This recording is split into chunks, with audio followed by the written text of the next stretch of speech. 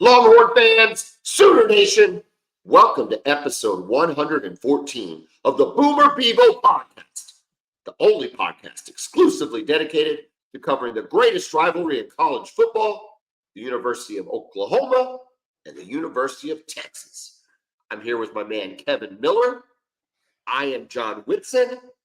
Kevin, this is a OU Texas OU football podcast, but we're in potentially the only lull in the 52 weeks of the year. There's like a couple little tidbits, real quick football tidbits. Y'all took away Jermaine Lowell, the defensive lineman out of Louisville. Once we got Dominic Williams, he switched from OU to Texas. Tidbit number one. Tidbit number two, the University of Texas has announced their game time for Colorado State on August 31st, 2:30 p.m. on ESPN. That's the extent I've got for football right now. Everything else is, I don't even know what to say. What do you got? First of all, we can talk about football. There's so much, not news necessarily, but there's so much football that we can talk about. And in the upcoming weeks, especially once the NBA season ends, we're just going to be talking about random football stuff all the time. But as far as current news, that's about it. The Jermaine Lowell flip was very unexpected. I just didn't see that one coming at all. We talked about the Dominic Williams pickup that you got. We thought it was a big pickup for OU for several reasons, right? I mean, I don't know how good he is, right? I mean, we don't think he's Tommy Harris or anything, but quality player. And I think it kind of showed what you guys can do when it comes to portal and NIL stuff. Texas really needed a defensive lineman, though. And at that point, there was no one left. I did not expect them to go after Jermaine Lowell, but it's an important pickup, at least for depth purposes. I don't know how good he is, but go ahead. Well, no, I'm just kind of fascinated. This is when you would love to be the fly on the wall, both in the OU coaches room and the general manager's room and the Texas coaches room and director of recruiting's office, and hear what is going on, because you would think that Jermaine Lowell wouldn't be upset that we signed another defensive lineman. Defensive linemen get rotated through. Correct. The more the merrier. It doesn't hurt your playing time. It just, it's not quarterback. It's not quarterback. It's not kicker. It's it's not even tight end or middle linebacker. Right? All those that are just like those single positions. I mean, they rotate defensive linemen in like crazy. I mean, and if you can get between 50 and 60% of the snaps, that's like really, really good. And it allows you to play at a really high level, give maximum effort, put good stuff on tape. You're not tired when you're in. So I wonder how much of it is he saw Dominic Williams and said, well, I'm not going to get the snaps I need. Or was he upset about the NIL, right? We talked about we've talked about the big money that landed, in Dominic Williams, presumably. We talked about the potential hard feelings on OU's current player roster, if they're going to be maybe butthurt about the money. But maybe the first victim of that is Jermaine Lowell, who said, wait a minute, this guy got $1.2 million and you gave me $400,000. Like, I'm going somewhere else. He's that much better than me? Yeah. But I can't imagine Texas overpaid. I mean, I don't think you overpaid for Jermaine Lowell. I wouldn't think so. And now it is a position of need, but if they wouldn't meet, Williams' asking price, supposedly, right? But what would they do for Lowell? So who knows? It's fascinating, and we'll never know. Yeah, that's the thing about trade secrets, as they call them. Well, and you don't know, like, and Oklahoma just doesn't talk about it. So on OU's side, did they sign Lowell not expecting to get Dominic Williams? They get Dominic Williams, and they say, hey, Lowell, go find somebody else. Like, did they process him out? You never know. I mean, I think everything's on the table here. And all of those scenarios make sense. Yeah, and I just don't know what to think of it. It's just another NIL wrinkle where I think coaches are going to be much more willing to process kids out. Hey, we made a commitment to you, but that commitment's as good as any other commitment is. You can leave at any time, and we can tell you thanks, no thanks at any time. So correct. None of us are bound here. There's no binding here on either side. He hadn't signed yet. Once you sign, you get the 1 year deal, but hadn't signed yet. It's just the whole thing. The whole thing continues to be odd. However, what we're not in a lull about, okay, what instead of is we are ramping up to what's going to likely be a fever pitch over the next 3 weeks. And yes, I use the word pitch because softball is hitting, and it is about to get crazy at the University of Oklahoma and the University of Texas. Over the weekend, Oklahoma beats Texas in the Big 12 championship game of the Big 12 tournament, okay? And OU improves to 49-6, Texas to 47-7. However, even despite that loss, Texas maintains the number 1 overall seed in the NCAA tournament, which will culminate in Oklahoma City at the end of May. OU with the number 2 overall seed.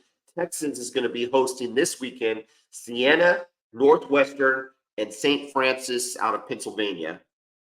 And then Oklahoma is going to be hosting Oregon, Cleveland State, Boston University. I'm looking at those. I'm looking at those other teams that are going to be there. I anticipate OU and Texas advancing rather easily into the super regionals. But I find it really interesting that OU beats Texas at the right time in a championship game on a seemingly neutral site, although I know Mike White hates the fact that they play at Oklahoma City. Seemingly neutral site. OU finishes with a better record. OU is the 3-time defending national champion, and yet Texas gets the number 1 seed. Can you explain? No, I can't actually. To me, all of this is much ado about nothing. Perhaps it motivates OU more than anything else. I hope so. I think the teams are pretty even, right? I mean, obviously the championship experience clearly goes to Oklahoma. I guess the committee felt like that championship game wasn't a big deal for whatever reason. It's a big deal to me, but not necessarily because it means OU won the Big 12 tournament. I mean, Texas still won the regular season tournament championship. Both teams got a trophy for that, I guess. The concerning thing, though, for me in that loss for Texas is that if you're Texas, you've accomplished everything that you wanted to at this point, right? First of all, you won a series against OU, which no one had done in how many years? It had been a few years, right, since they had lost 2014, maybe, or maybe since they had lost a tournament, or a series in the Big 12. It's a big deal, and then you win the Big 12 regular season tournament, the Big 12 regular season. You finish with the best record in the conference, so you win the championship that way. Right. But so at this point, the only thing that's left to accomplish for them is winning the national championship. But in order to do that, not only do you have to likely beat OU, you have to beat them in Oklahoma City. And not only do you likely have to beat OU, probably along the way, you have to beat Oklahoma State, also in Oklahoma City. So if you want the natty in softball, you have to earn it. Because Oklahoma State is a very good team.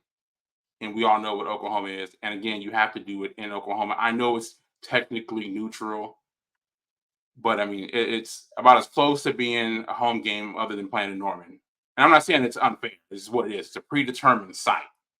So it's not like, but again, you got to come into, what is more of a hostile environment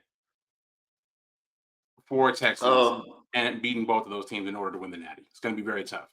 I don't think it matters that Texas is the number 1 seed, OU is the number 2 seed. I think that's irrelevant. Texas is a very, very, very good softball team, and the argument could be made. I guess you could look at strength of schedule and strength of loss and all those different sorts of things. But Texas is really, really good. OU is really, really good. Oklahoma State is really, really good. Tennessee is really, really good. This is with the way Oklahoma has been hitting over the last 2 months. This is the most wide open this tournament has been in the last 4 years. Correct. However, over the last 2 weeks, Oklahoma's bats have kind of woken up a little bit.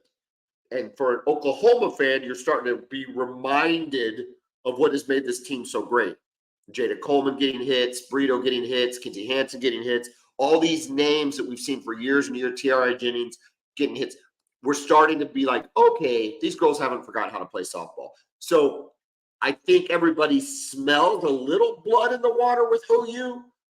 It's going to be fascinating to see if they are actually able to pounce, because this is a historic group of seniors and super seniors and COVID seniors and whatever they, I don't even know how many years they've all played, but this is a historic group.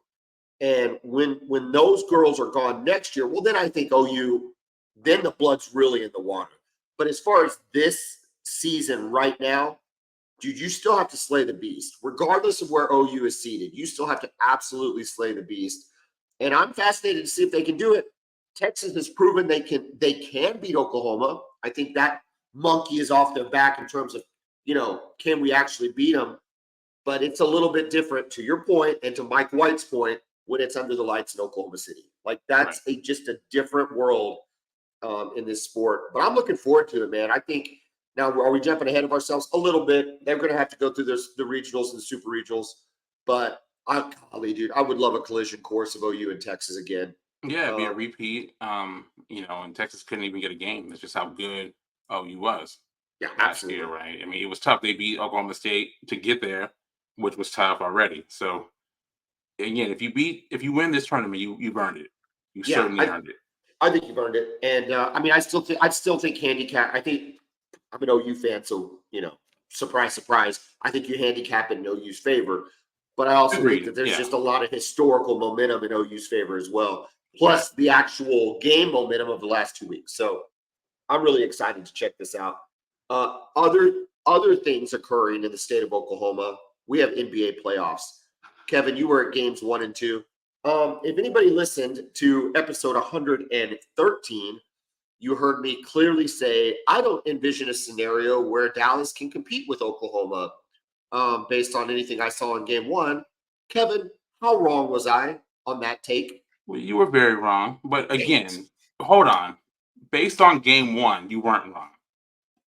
I appreciate in hindsight, you were wrong. But based on what you saw in game 1, it's like, okay, yeah, this could be over quickly. Right? I mean, those two teams were not, on equal footing at all. But give Dallas credit, right? They've done some really good things defensively over the last 3 games.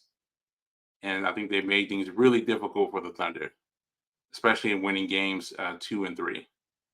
Well, the number one stat for the Thunder is three-point field goal percentage. They were the best three-point shooting team in the league all year. And when you are shooting, they shot 20, even in a game 4 win last night, they shot 25.9% from the 3-point line. Now, is that defense? And maybe it is. It does look like Dallas is getting strong closeouts and things of that nature, but they've got to make shots. Like, if Oklahoma City makes the shots they've made all year, I don't think this is as close a series as it has been. Yeah.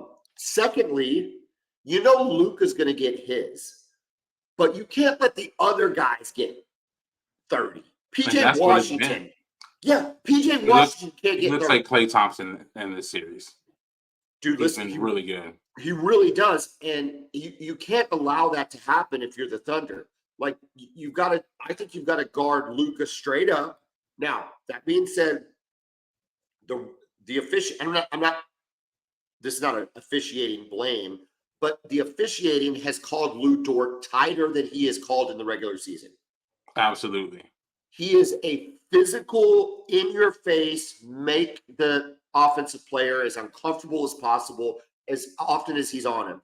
And he is getting 2 fouls in the first quarter in every single game. Every game, yeah. Every game.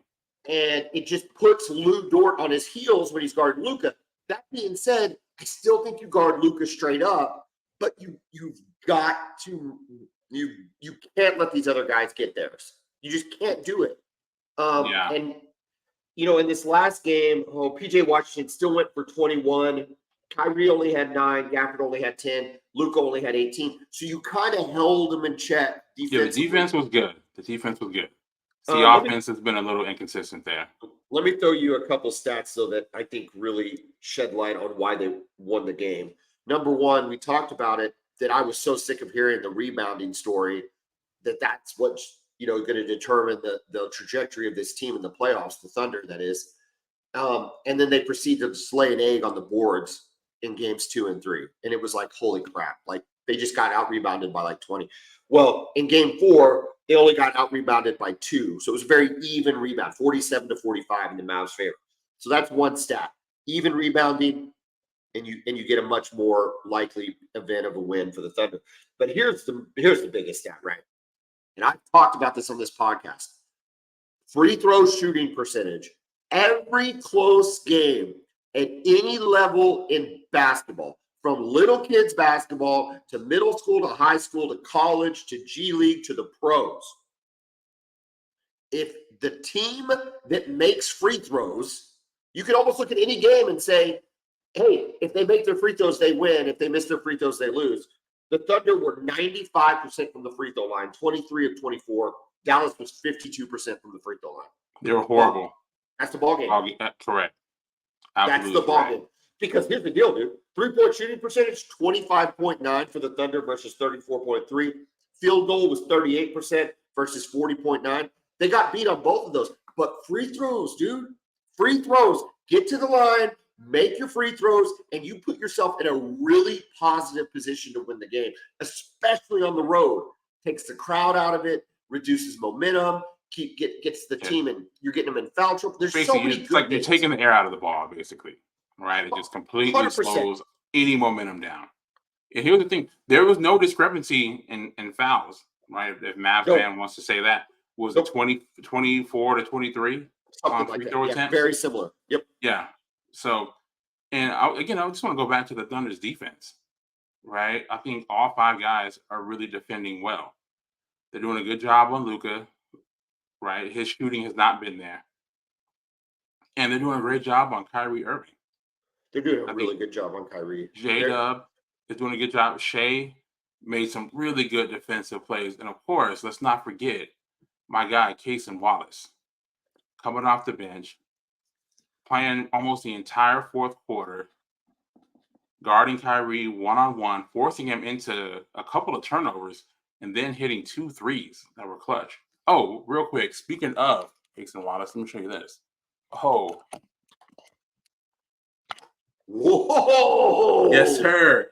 I've been on this dude since the draft, really, right? As soon as the Thunder drafted him, if you go online, watch his college highlights, and you'll see a guy who was dominating games. Real quick. For the non-YouTube viewers, Kevin Miller just unleashed and unveiled a very sick Cason Wallace T-shirt. Kevin, what's the genesis of the Cason Wallace T-shirt? Where'd this come from? This came from online. Not a lot of stuff available. You really got to search for it. Nothing on the Thunder, on their official website. So this is a bootleg Cason Wallace T-shirt. Yeah, you got to do what you got to do to support your guy, man, one way or another. Dude, I love it, man. Shout out to Cason Wallace. He did a great job. He's done it all year. I think his ceiling is really high, especially as a defender. When you have him and Dort on the court at the same time, which we saw in the fourth quarter, it's going to be difficult for any guards to get anything going. And we really saw that last night. So really looking forward to seeing how good he can become. That's your shout out to the defense. And I agree, Lou Dort and Cason Wallace.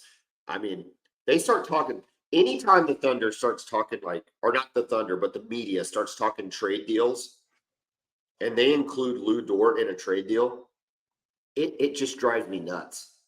It makes me so cringy, right? Because you need this guy. Good championship level teams have a Lou Dort and a Cason Wallace that do the hard work, that don't need the ball, that when they get the ball, they are successful with it, but they don't need it. They put the pressure on the other team.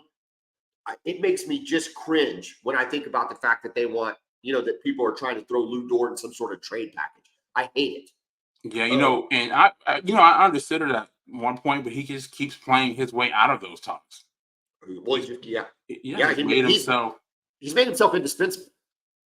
correct. he has made himself indispensable in the Thunder, and I don't know what happens when he gets to contract time, how much we're all willing to pay him and everything, but man, I really like that guy, dude. We'll see, right? Salary cap's about to go up with this new TV deal that the NBA's got Okay, coming down the pipe. You been hearing about that's that? no, what's going on with that? Well, I mean, rumor is that um, NBA on NBC is coming back. Oh, really? Are we getting Yeah, Marv Albert but back? I don't know if we're getting Marv Albert Or are back. we getting a modern shot back? That'd be cool. Can we get NBA inside stuff on Saturday Oh, mornings? I love NBA inside stuff. Yeah, but can we get the music though? That's all I want to hear. Oh, oh man, Yeah, listen. but here's the thing though. Didn't Bill Walton call games for them too? He What did. Bill Walton? He was an NBC guy, right? Yeah, he was. Yeah. Those were the days. But on the flip side, the negative of that is that means we may be losing Turner. I know. I heard. TNT. Okay, I did hear that. Yeah. Okay, yeah. So I don't know what's gonna happen with those guys. I mean, obviously, it'll get picked up. I don't know what their contracts are like with Turner. Are they based on them, clearly having the NBA? So if they can get the TNT, the inside the NBA guys, that would be great. And of course, Iron Eagle, some of those guys they have calling games do a great job. I mean, I think Iron Eagle does a great job calling NBA games. So hopefully we get him no matter what. I'd fine. You can put it back on NBC. I like the ABC, ESPN / TNT coverage, right? Me too. Kinda, it's different. You get a different take on stuff, and I'm fine with the dynamic. I don't want to lose. I don't want to lose Shaq and Kenny and Ernie and and Barkley. Come on. I mean, are you kidding me? They've got to be part of it. And when Shaq first came on, I don't know. I was like, man, is he going to mess their rhythm up? I thought the same thing.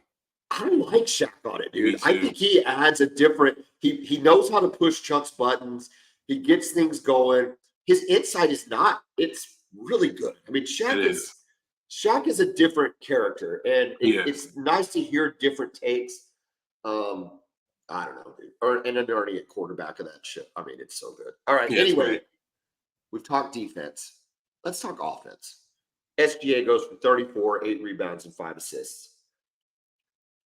Is that the best display of mid-range jump shots that you've seen from anyone ever? I mean, at least in this era of basketball, right? I mean, this is what Jordan lived on, the mid-range throughout his entire career. But I mean, we're talking almost 30 years since those days. But in this modern era, no one comes close, man. I mean, that's the best. It's the best comparison. I don't think there's a better comparison right now. I don't think so. Of one. I mean, Carmelo Anthony was a mid-range king too, right? He didn't really shoot threes until very, very late in his career when the analytics really started pushing the three-point shot over the mid-range. But again, in this modern era, over the last 7 or 8 years, when it's been all threes or layups,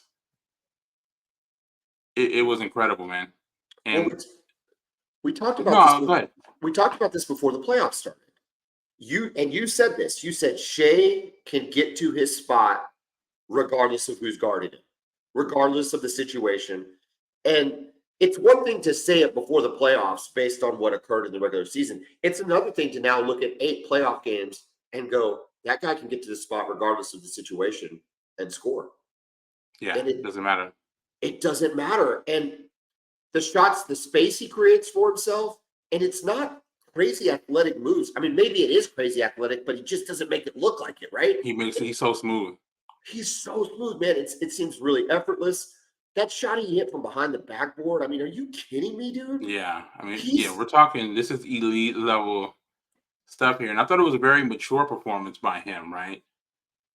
Just adjusting. So, okay, they're not letting me get to the rim because he'd love to get to the rim and finish with layups and floaters.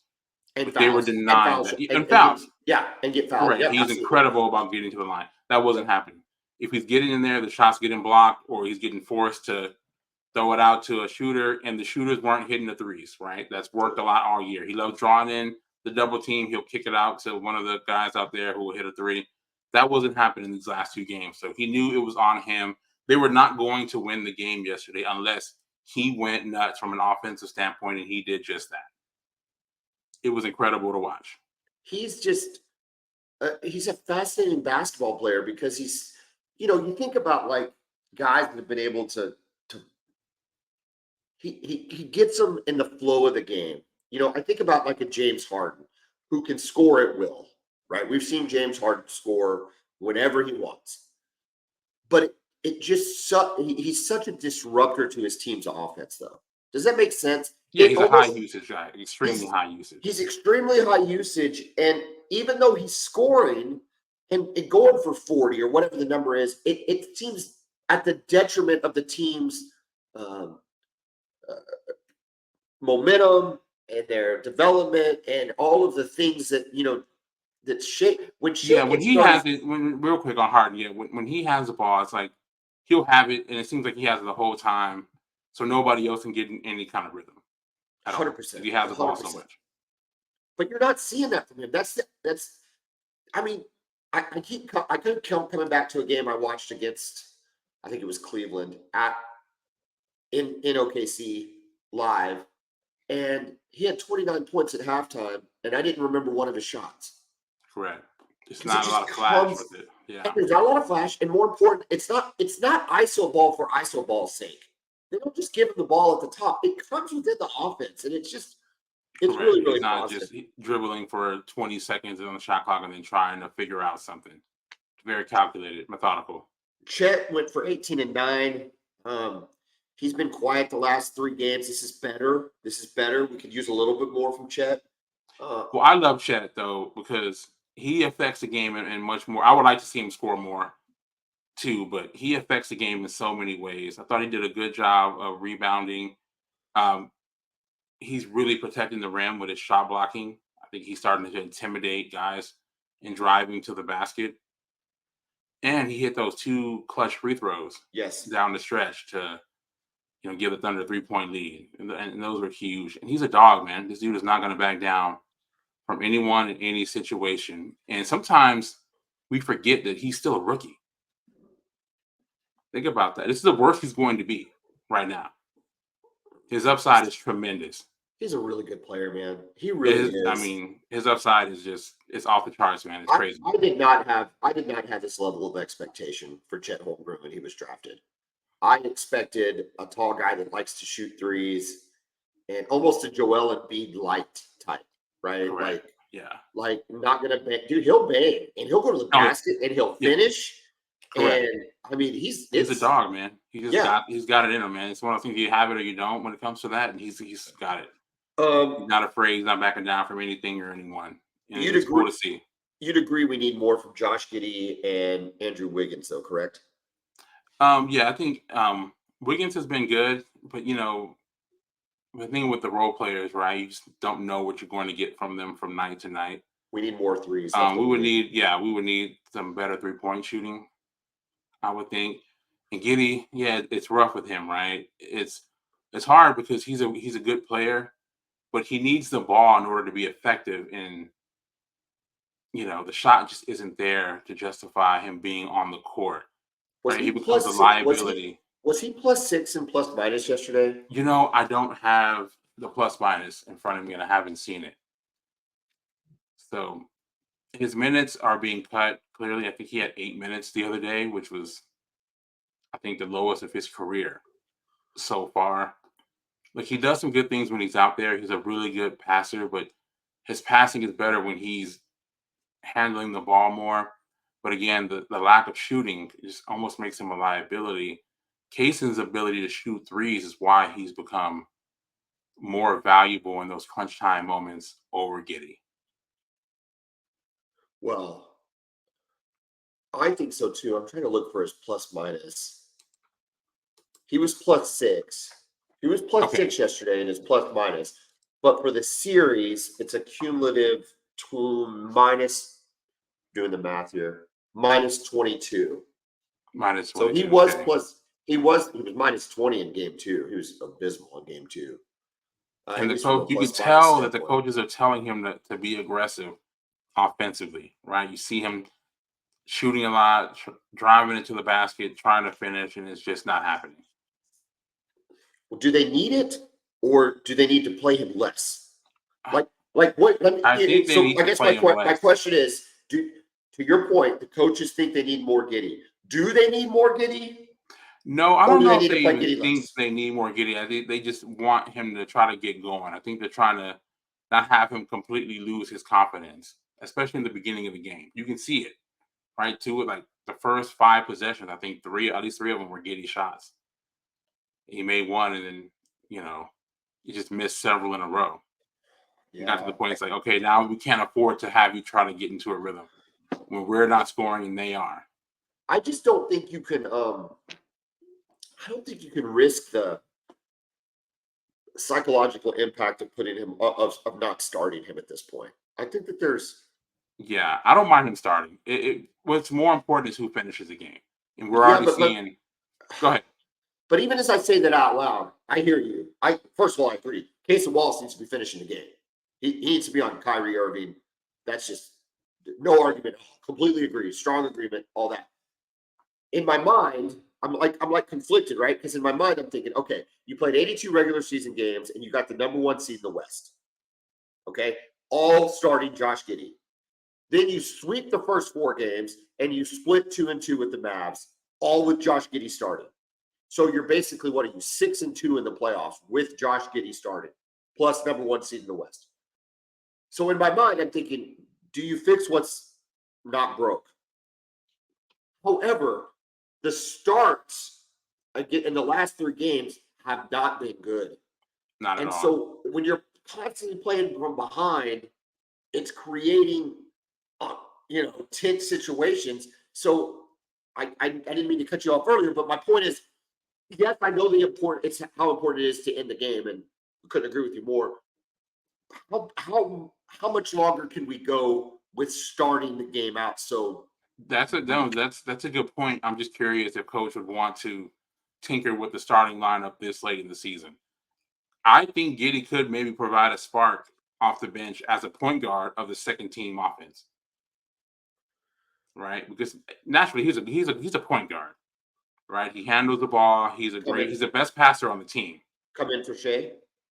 Yeah, Yeah, yeah. I'm just curious. I mean, again, maybe it's something they should have tinkered with a little bit during the regular season. he wouldn't touch it, man. He didn't touch Yeah. it, and it was a point of Mm-mm. contention in Oklahoma City all season, despite the winning. People were just frustrated, and now he's continuing to be their whipping boy. You said it yourself. You start to see the strain on him, and the confidence strain. So it's just going to be interesting to watch because Dagenall, for as good a coaching job as he's done, he's kind of backed himself into a corner with this Giddy deal. And Yeah. so it's going to be interesting. Hey, they beat the Mavs, and then we're back to not caring.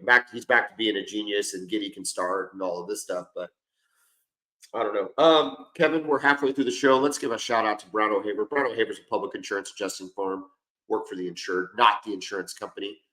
Our teams have been down in Sulphur and Ada and Marietta for the last 2 weeks, already working with clients on their insurance claims. If you've been hit by a tornado or a fire, or somebody has, get them Brown O'Haver's information, 405-735-5510. They get them 30 to 40% more than they get doing an insurance claim on their own. Also, take the burden of it. May is like, I don't know, for me personally, it's like the busiest month in the world. We got soccer games and graduations and school events and banquets and friends' graduations. And I just had a birthday party last weekend, and it doesn't ever seem it's going to stop. I can't imagine as an individual having to deal with an insurance claim. If you're going through that and you're going through all the other life stuff as well, let Brad O'Haver handle the claim for you. Let us take it off your plate so you can get back to doing what's important, and we can take care of getting you what's important, which is more money on your insurance claim. Give Brad O'Haver a call, 405-735-5510. Kevin, I need you to run through. I'm going to throw out the games and what's going on in each of them, and I need you to give me your take. Pacers at Knicks, game 5 is tonight. Series is tied 2-2. Handicap the best of 3 remaining in this series. Well, are the Knicks going to have enough bodies to finish the series? Right? They've got Mitchell Robinson is out. OG Anunoby is out. I've seen Brunson living around. in the last few games. We all know Coach Thibodeau plays a small rotation, and he plays the crap out of those guys, right? Josh Hart has played, I believe, 5 or at least 3 games in this postseason that he's played all 48 minutes. I mean, what are we talking about here? It's a lot. That's a lot, man. Eventually, you're going to wear out. We're getting into 100 games on the season, right? That's just a lot of games to be playing, a lot of minutes to be playing. And a lot of these are only 2 games apart. And a playoff game is not equal to a regular season game. No, the intensity is so much higher. The intensity is higher and the physicality is higher. Guys, we talked about them calling fouls on Lou Dort. That's fine. But anything that's happening in the paint, guys are beating the living crap out of each other, dude. You're not coming down that lane without just getting hammered. No, and sometimes they call it and sometimes they don't. So it's to play 48 minutes, that's asking a lot of anybody. And multiple times. What does Shea get in terms of minutes? I would imagine he's 38 to 40 a game. I think so. Yeah, I think so. So 40, and again, not just some games you might have your star player go the whole way, right? In a desperate situation, if you got injuries, but this is when they were at pretty much full strength, even before Mitchell Robinson got hurt. These guys, I mean, I know a lot of them appear to be superhuman, but they are humans. They're going to break down eventually. So, I think if not for that, I would like the Knicks in this series. But without Anunoby, I think his presence, not having him, makes a huge impact on them on both sides of the ball. So, I mean, I kind of like Indiana to finish the series, especially if Halliburton can get anywhere close to his normal self. 40 and a half minutes for Shea. 40 and a half minutes for Shea. And only 37 in the win last night. So, yeah. I mean, he's the best player in the league right now. Well, they're deep, but he's still the best. He's still the best player in the league right now. Yeah. And Dagnall's saying, hey, I can't get you beat up. Like, this is a marathon. You need him for the rest of the season. Correct. So, do you think that Tyrese Halliburton and et al. Can go ahead and beat the Knicks then? I mean, I think they can. And Hartenstein was limping too. Yeah, just because of the injury thing. They've got too many guys either out or that are really, really banged up. All right. Kevin's saying, what, Pacers, it's the best 2 out of 3. You think they win 2 in a row, or do you think this goes to 7? No, I think it goes to 7. Oh, really? Okay. Well, if it goes to 7, that's in New York again, dude. It is in New York. But if those guys are still out, we'll see if Anunoby's back. But if it's a current lineup, I still like Indiana to win the series, 6 or 7. Okay, this is the there are 3 takes that I had in the last episode. I've already talked about the one that was almost dead wrong. This is number 2. This is the number 2 take that I gave last week, which I was very emphatic about, and then I have now proven to be dead wrong. The Thunderwolves and the Nuggets are tied at 2-2. After I sat there and said, "How in the world can the Nuggets win?" Even without Gobert, the Wolves are winning on the road in Denver. And now all they did was respond with getting two road wins of their own to tie the series at 2-2. I have no idea which way's up, which way's down in this series. Jokic, who looked like a big, blubbering, fat dude in the first 2 games, looks like the Nikola Jokic that we know to be the MVP of the league. Three-time MVP. And defending champion, right? He looks fantastic again. And it's like my head is going to explode because I have no idea. Jamal Murray was completely melting down on the last episode we did, and he's back to looking like us. So anyway, again, I ask you, Kevin, we're not going to trust my opinion anymore, at least when it comes to NBA. So, Kevin, break down the next 2 out of 3 games for the Timberwolves and the Nuggets, starting with tonight's game, Game 5 in Denver. Well, it's such a fascinating series, right? It's been fun to watch. You're not wrong in thinking that, Minnesota could have swept Denver the way they looked after the first 2 games, right? Especially going back to Minnesota. You would think Denver could get 1, but I thought it would have been fair to think that Minnesota could have won this thing in 5 games. As good as Anthony Edwards looked and the way they were defensively with that lane. After Game 2, they were comparing Anthony Edwards to Jordan. Which, please, I love Anthony Edwards. You know that. I've been on the Anthony Edwards train since the beginning. But come on, man. Like, let's let the kid try to win a couple of playoff series. Come on. You saw what Chuck said. Yes. Yes. Yeah, Chuck is the best, man. Just relax. Relax. Why are we always so quick to anoint someone? Like, let's let the kid win a couple of playoff series. Let's let him get to the conference finals. Look, I like Anthony Edwards. I liked him in Hustle. Oh, I love thought him. he made that movie. By the way, He's got you what talk a about. personality he has. Oh my God! Listen, dude, we grew up in oh my gosh, what's the Space Jam. no no no Are no you no going? no the one with Ray Allen. Oh, He Got Game. He Got Game. We grew Oh up with yeah. He Got Game. Oh yeah. So we saw Ray Allen's acting chops, which were and then Yeah. of course you got Rick Fox in there who's taking him on visits, which to the recruiters, which I don't know anyway. So that was like our generation's NBA players trying to act, right? Yeah. Correct. Dude, Hustle in what is now today's generation of NBA players trying to act, Anthony Edwards. If you didn't know who Anthony Edwards was, you'd have thought he was just a good actor. He's just an actor. Yeah, he's an actor. Because he was such a dick in that movie, and he played it perfectly. I don't know. And I guess in real life, they're like really good friends. Is that right? Yeah. I think he's very popular amongst the league, around the league. Well, I mean, with the specific guy in Hustle, I think he's like really good friends with that guy. I think they're like best friends. But dude, he held nothing back. So anyway, for those who are wondering what the movie is, it's Hustle on Netflix. Adam Sandler is a scout, and he finds a player over in Europe and brings him over to the United States. And he gets basically, through tryouts and stuff, has to go up against an Anthony Edwards character. I don't know what his name is in the movie. And Anthony Edwards is just a jerk to him, and it's so good. Like it's awesome. So anyway, and back to Anthony Edwards. You're right. Don't even compare him to Michael Jordan. I don't even know what you're doing. Why would you put that on a kid? Like you don't put that on a kid. He can be the face of the league, but he doesn't need to be. Again, I think it's just the competitiveness, right? He's a dog like Jordan was. And you've heard him say, hey, I like so and so, but I'm trying to kill him tonight. I'm trying to kill everything in my path. And he's a little bit more upfront about that kind of thing, like Jordan was. And obviously the freakish athleticism that he has. There was a take. I want to give credit where it's due. I think it might have been Kenny Smith, but maybe not.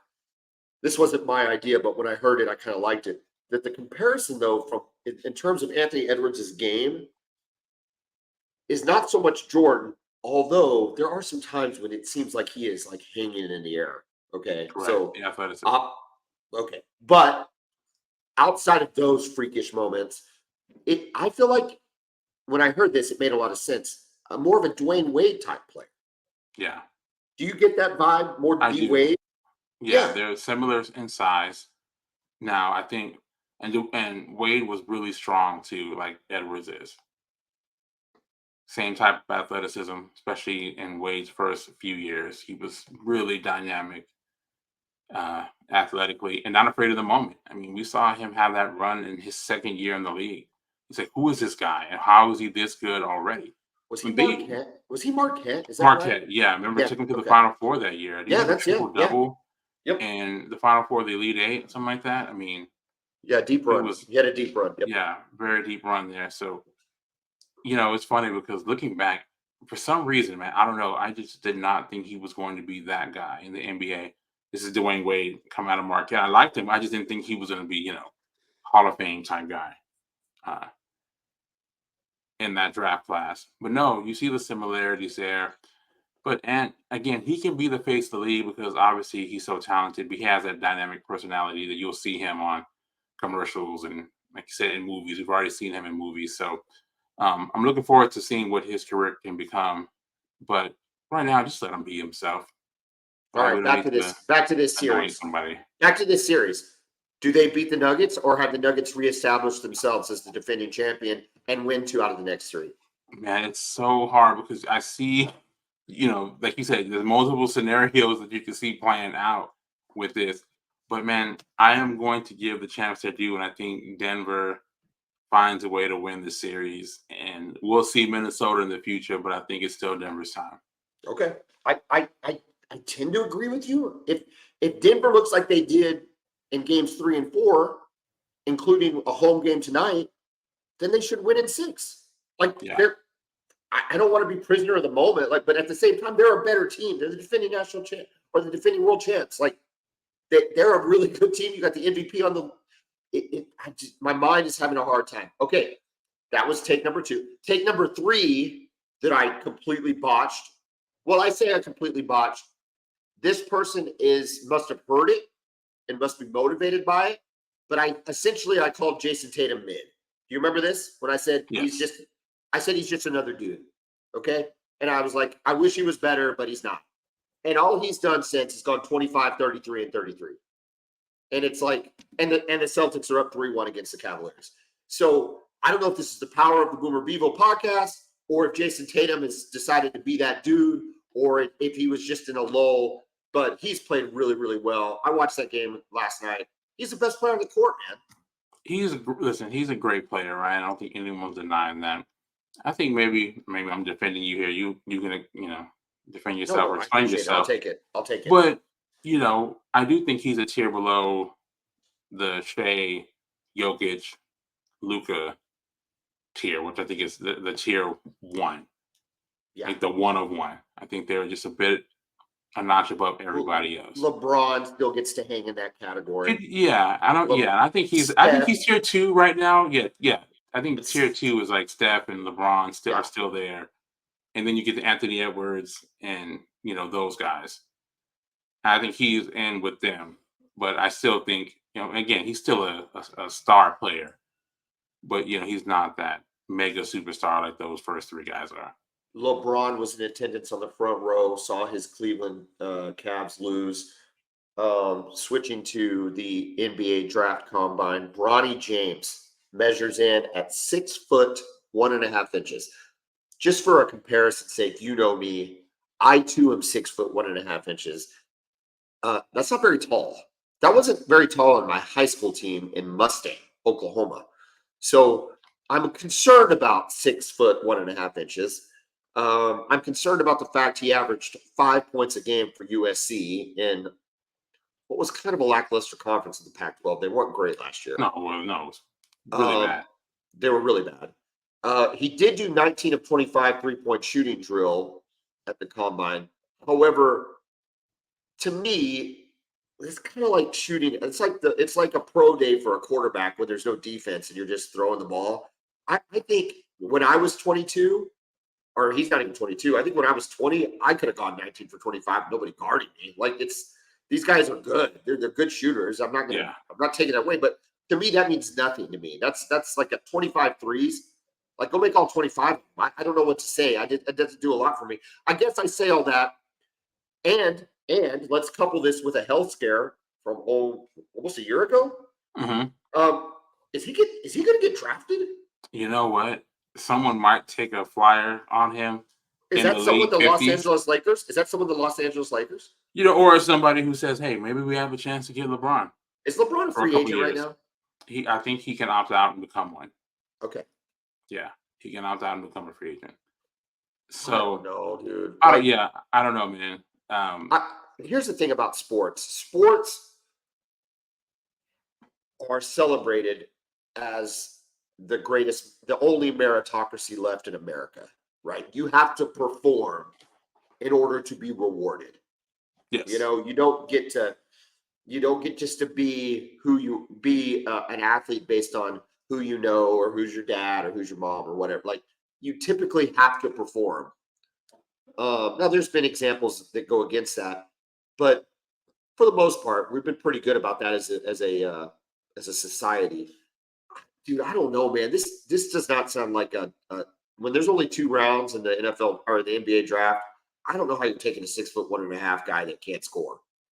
Yeah, again, how do you affect the game, right? And the season at USC, obviously, with him having a cardiac arrest right before the season started, he missed several games. Scary, terrifying, right? But he never. I don't know. I don't know what kind of player he is. Maybe NBA scouts know a little bit more about the kid going back to his high school days. We know they scout kids they all know who the top player is going to be. I think from a recruiting standpoint, he was a high 4-star player just based on his talent and projections. That doesn't mean you're going to be an NBA player, right? We see a lot of 5-star recruits that don't make it to the NBA. So I really don't know, but he'll have to prove it, right? Even if he gets drafted, we see second round draft picks who don't make a roster. Just go back on Basketball Reference and look at the drafts, and you see a bunch of second round picks who have 0 games played in the NBA. So even if the nepotism's there, he gets drafted, he still will have to earn his way onto a team and onto the court in the NBA.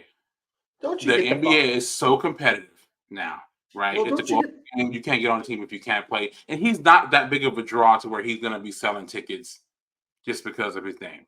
So Don't you get he the? has to earn it. Don't you get the vibe that this could be like one of LeVar Ball's sons, one of the Ball boys situation, just a bunch of hype early, and then it just fizzles out, and you don't even realize where these kids are playing anymore. Well, I don't know. I like Lonzo Ball. That's who you're talking about. He's just had horrific injury luck. LaMelo was just one of those guys who's just a high volume scorer who doesn't seem, at least at this point, to have any impact on you winning games. None. But if you think about it, though, he had 2 kids that went in the top 5 in the NBA draft.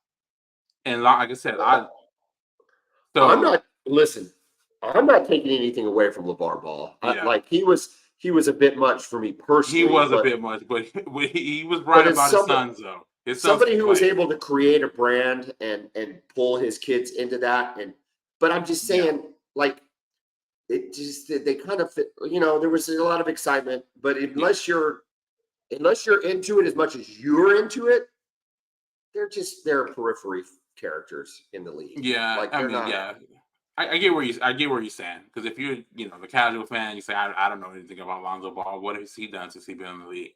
Yeah. I like Besides, Lonzo a lot, especially defensively, but dude, you like LaMelo, everybody. Kevin, you no, I like don't. everybody. Dude, you No, I like don't. everybody. You like everybody. There's nobody. Yeah, have you I ever can throw watched? something out. Go watch You were Lonzo play. defending me 2 minutes ago. Like you like everybody. Stop it. Come on. He's not. I like Lonzo. Lonzo's He's a talented dude. overrated. If he wasn't hurt, he'd be a very good NBA player. No, he'd just be another dude. All right. It's the One hardest more. league in the world to get into The at this last point. the last note of NBA, just for conversation's sake. I saw this when I was preparing for the show. Do you like JJ Redick as a potential coach at the Lakers? I have no idea. I I have no idea what to think Hey, about that. do you like? Let's back up. Do you like him as a sports media personality? Yes, I do. I do I do enjoy his too. takes. I I love think him. he's really good. I like him calling games. I like his podcast. I think he does a Yep. good job. Yep. Head coach of the LA Lakers. I'd take the job though if they offered it to me. How do you turn that down? Everybody gets fired. Look, dude, he's a Duke graduate. Um, so regardless of what you say, and that was in the early, he had to go to class back then. He's a Duke graduate. He's a smart kid, smart guy. I say smart kid. I don't even remember when yeah, but he's still a smart kid. He was a hell of a shooter. I mean, holy cow. Talk about being able to fill the ball up in college and in the pros. Had a very good pro career. Has made a name for himself in the sports media place. I like it better. I like him going to the Lakers better. First of all, I don't care about the Lakers. They can make a ginormous mistake for all I care. I'm just saying, in terms of, I get so tired of the retread coaches. Like if they did Doc Rivers at the Lakers, I would just pull out whatever little hair I had left. By the like, way, Doc Rivers has to be regretted taking that Milwaukee job, knowing that the Lakers job was coming open the next year. A guy who lives in LA, by the way. Listen, Doc Rivers can regret all he wants, but how about the team that hires him, that keeps hiring Doc Rivers? One title. And honestly, he should have won way more with the Celtics than just the one title. That was a dynamic basketball team. He's had players. He's only been on good teams. He hasn't had to take any crappy teams. Okay? None. And so it's just, I mean, even the Bucks were supposed to be good when he took them. Yeah. So it's just crazy to me. Anyway, he sits up at the top of as in terms of retread. My point being, hey, try somebody new. Like, why not? Yeah, I mean, It's how about the LeBron's Suns team anyway. hiring Coach Budenholzer? Like you fired Frank Vogel and hired Budenholzer? Like what did we do? Like the same guy. Yeah, I don't know. I liked Vogel. I thought Vogel was a pretty good coach. Me too. That's what I'm saying. You like, why would you fire him and hire Budenholzer? Like, I don't see the difference in those. I don't think you upgraded at all. I think the problem is that LeBron is a little too active. He's a little too active, and whether people want to say he is or isn't, he is, and it's part of the problem of playing in the league as long as he has. Right. He's Correct. We've he's never just his. seen this with guys.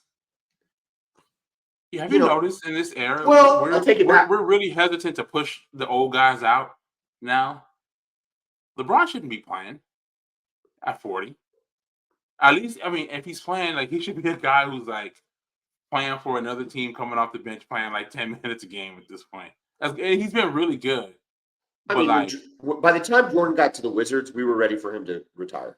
yes, We were good. We were good. we can It move was on. good. Yeah, we love what you. I mean, I know you're not a LeBron fan, but I think once he's gone, maybe a lot of people will realize how good he actually was. But it's good to be missed. And I thought once Kobe left, he did a good job. He was like, it's time for me to go. What's funny though about not seeing that kind of longevity in the past and how it affects the game? There is a documentary on Netflix about a basketball player named Bill Russell that you refuse to watch. Never heard of him. You've never heard of the documentary either because I've never told you about it. One of the best sports documentaries I've ever seen. Can you imagine that he won a championship as a player coach? He was a player head coach, and he would call timeout, go over to the sideline, draw plays, go back in the game, win an NBA title. I mean, like, LeBron ain't doing that, dude. No. Now, was it a different No world? way. Absolutely, it was a different world. But I mean, just come on, just the thought of that, man, it's nuts. And it's so crazy when we think about this, right? Like KD, 17 years in, there's no sign of him becoming less of a player, having less of an impact or a role. These guys really stand around a lot longer than they used to. They take better care of themselves. They do. Load management is a real deal, and I think it helps for that sort of thing. Also, I was watching a 30 for 30 on the Pacers and the Knicks with Reggie Miller. Winning, yeah, I've seen that one. That was good. And they were just talking about the physicality of the game in the early 90s, and it's insane, the physicality of the game, which just doesn't exist. It's not the same game. It is still a very physical game, and maybe it's for the better. And maybe it's for the better, but it wasn't. A little bit more brutal. It wasn't 93, 94. Yeah. I mean, and fights, dude. When's the last time we saw a real fight in the league? Oh yeah, the league's not having that anymore. They just don't do it. No, the malice of the palace ruined fighting in the NBA. Big time. Ruined it. Yeah. Anytime guys get close, I mean, every refs are just there. They're blowing the whistle. They're just trying to get these guys separated, and they'll show if you fight in the NBA, we will suspend you for at least 10 games. Yeah, and so unpaid. And so I think that helps longevity, though, right? It's just not as it's not as taxing on the body, so that helps. Modern technology, whatever, but KD's still not going to win anything. Well, yeah, I know how you feel about him. My thing is, have we just said it? I mean, I'll say this, man. He's not terrible. I don't miss Steph in these playoffs. I don't miss LeBron, and I don't miss KD. That's all I'm saying. I am enjoying watching SGA and Luka and Anthony Edwards. I'm loving seeing these young guys. Correct. Yeah. Yes. Tatum, as good as he's playing, 25. Yeah. Correct. Yes. I enjoy seeing Paolo Banchero for Orlando. Right. Most people probably haven't seen him play yet, but you will. That's your NBA playoffs. Real quick, we've got about 5 or 6 minutes left. Kevin, it is the golf's second major is occurring this week in Valhalla, which is at Valhalla, which is in Louisville, Kentucky. Previous winners at Valhalla: Tiger Woods in 2001, Rory in 2014. So this course has a history of producing really good winners, which is always nice. That's what you want to see. Scotty Scheffler is at plus 400. His wife did just have a baby, so he's still playing. But he is playing. Yeah, he took a couple weeks off. And so, he's back at it. It's a major, but let's see how much that affects it. McIlroy at plus 750. However, McIlroy just filed for divorce from his wife of 7 years, like literally in the last 2 days. So we'll see how divorce affects him as he embarks on trying to win his first major since the aforementioned 2014. Rory hasn't won a major in 10 seasons. It's hard to believe. He's a great player, but he's coming off 2 wins. So that's Scheffler's coming off of 4 out of his last 5 wins, with his only loss being a second place, including a Masters. Rory's coming off of 2 wins. Xander's at plus 1,400, which I just don't trust Xander. Speaking of McIlroy, he lost to McIlroy. He shot plus 2 on the final 9 holes to lose to him last week. John Rahm of LIV fame, plus 1,600. Brooks Koepka, coming off a LIV win, is plus 1,600. I like Brooks. If I'm handicapping the field, I like the Brooks pick. He's playing well. He plays good in majors. He plays good in PGAs. With the other stuff going on with your top golfers, that's the guy I'd kind of keep an eye on. Of other note, Taylor Gooch. Are you aware of what's going on with Taylor Gooch? Does that name ring a bell to you in golf? Not at all, actually. Taylor Gooch went to Edmond North and played at Oklahoma State and was a very good golfer, and worked his way from the Latin PGA up through, I believe, with the Korn Ferry and onto the PGA Tour, and basically just chunked away a little bit at a time and just kept getting better and better and better. LIV came along and they paid him, I don't know, like between 18 and 20 million to go join the LIV Golf, which is guaranteed money.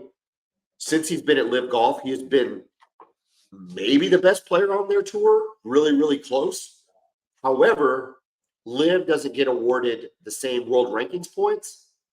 And so therefore, Taylor Gooch has been excluded from a number of majors since joining LIV, even though he's won, including the last major of the Masters. That's unfortunate.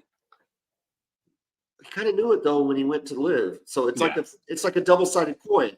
It is unfortunate. These wins, I would argue that they are 54-hole non-cut events where after you get past like the top 10 or 12 dudes, you're looking at some guys that I don't even know their names, right? So LIV is a very interesting thing. He does beat the likes of Brooks Koepka and Bryson DeChambeau and John Rahm. I get that. But he doesn't have to go through a gauntlet of 60 players that you know who they are. It's more like 10 or 15. And again, they're only 54 holes. They're typically on what I would contend to be slightly easier golf courses than the traditional PGA courses, which are tougher. So there's just, I don't know. At the same time, I've talked to some people. I played golf with some people that are very close with Taylor. He does not regret the decision one bit. I wouldn't either. He loves the money. He likes winning. So he probably has a family, and nice to be able to support him. But he's been very salty about the majors. All that to be said, the PGA, who is not the PGA Tour, it's a distinction there. We don't have to go into it right now. But the PGA and the PGA Tour are different entities. This is the PGA Championship. They have invited Taylor Gooch to play. He's at plus 9,000. Keep an eye on Taylor Gooch. That could be a fascinating storyline if he's able to make a run. Okay, so just keep an eye on that for you non-golf fans out there. For everybody else, you've heard of Tiger Woods before. He is plus 30,000. So sounds put a dollar bet down. Why not? Oh, dude, listen, I'd go put $2 on that. Are you kidding me? I mean, here's the deal. In 2001, Tiger Woods was in the midst of the greatest run of golf in the history of golf. Some would argue that Bobby Jones in 1930, when he won the Grand Slam, was the greatest run. It's not. I don't think that's true because there was a couple amateur events where he was beating some dudes that nobody's ever heard of. Tiger had won the U.S. Open by 15 strokes at Pebble Beach. It makes no sense. In 2000, I'm trying to think. I want to make sure I've got my numbers right. Was this Valhalla win in 2000? Hold on just a second. Hold on. I want to just make sure I got my story right here.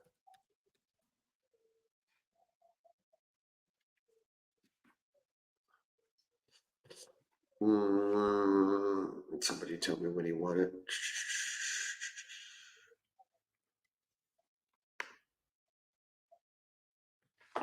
Oh, man.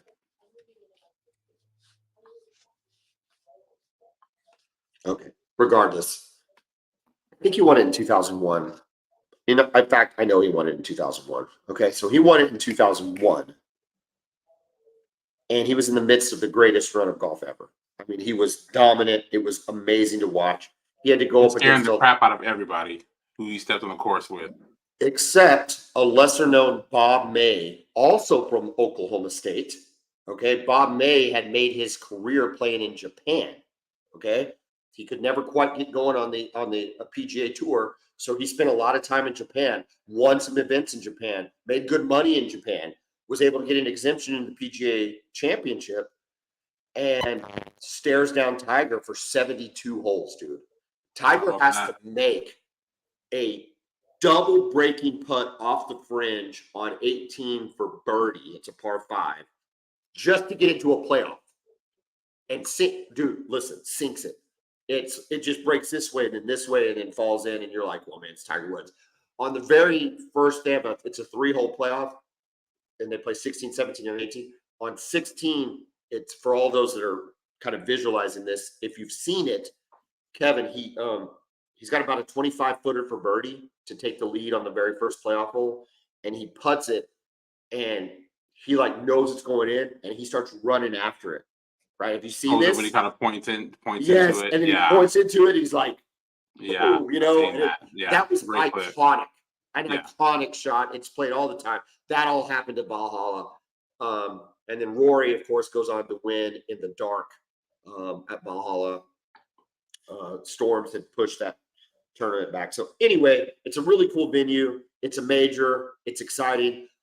For those that want the field handicapped, I like Brooks at plus 1,600. I think a $2 bet on Tiger will never hurt, and be really interesting. Keep an eye on Taylor Gooch. I would love for Scheffler to win. I hate saying that, as he is a Texas Longhorn, and this show is all about me hating Texas. But man, he's such a good guy, and he's just a great golfer. I'm definitely pulling for Scheffler to win the second major of the year. Well, there you go, folks. PGA Championship preview. Stay tuned. See how it goes. Kevin, we went a little long again, but that's okay. I should stop saying we're going long, because this is just as long as we go. Yeah, maybe just the normal flow of the show. Yeah, there's no time limits. I need to stop apologizing. I don't need to be insecure about this. I need to own it, and that's fine. Kevin, loved it. Great show. Go enjoy the NBA playoffs tonight, and we'll talk next week. Hopefully, after the Thunder have clinched a spot in the Western Conference Finals. Boomer! Hook 'em.